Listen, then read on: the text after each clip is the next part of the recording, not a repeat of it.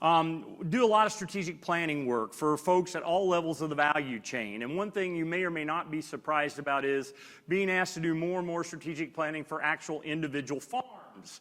But there is a common theme, whether it's someone like Bayer or Deere, or it's someone in the distribution system like a major retailer, or at the farm gate. The common theme is this thing continues to get more and more complex. Would you agree?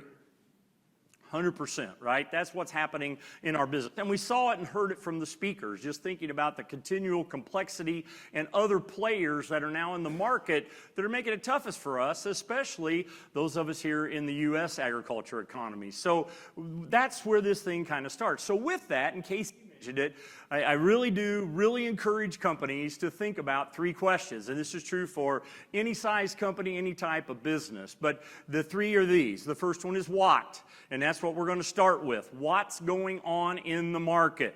Not the market as you hope it to be, but as the market that is and will be. One of the biggest single challenges marketers have and companies have is, well, you know, by the way, anybody's 7 most limiting words in business success? We have always done it that way. Fair statement?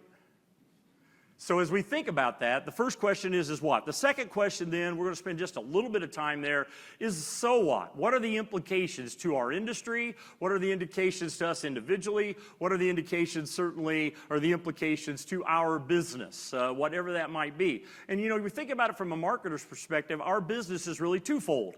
It's our own agency or organization or department internally, but it's also our customers, whether they be internal or external, as we think about what the implications are. And we've heard a lot about the implications here in the last day and a half. And then the final question, and we'll spend just a little bit of time here and got a couple questions for you as we wrap up, is now what? What are we going to do about it? It's fantastic to know what's going on, and it's fantastic to think about what the implications, but where the real difference is do we do something about it? And so, again, we're going to maybe take advantage, not maybe, we are going to take advantage of you having an opportunity to talk to your peers and to think about what we heard, okay? So we heard a lot of things about where we need to go. My comment to you there is that we have to embrace it. If not us, who? And as you think about the marketplace, there are a lot of things that are coming, and we're going to make some tries and fail. That's okay. Remember Aiden's comment about, you know, run pilots. It's okay, but let's try, right? We can be the ones to help move the needle. Listen, listen, listen. I don't know if you remember it, but Dave Cole started his discussion with, we were at Wegmans. But what did he talk about? We actually talked to consumers. I'm going to make a personal plea to everybody in this room. If you haven't done a ride with someone that's in your market in the last 6 months, do it in the next month. It's amazing what you'll learn. You can't unlearn it, right? Be out there with a customer in whatever shape or form that takes for you and your business. It is amazing the number of folks who are, you know, who get sequestered to that computer, wherever it might be, and aren't really out there listening to the customer. It's amazing what you'll learn. Because of that, it is about the market. It absolutely is. Again, not the market that you want it to be, but the market as is and is going to be. One of the questions I often ask retailers is, who are the farmers that are going to the dance in the year 2035? How many of those are current customers of yours? It's a huge issue. It's amazing.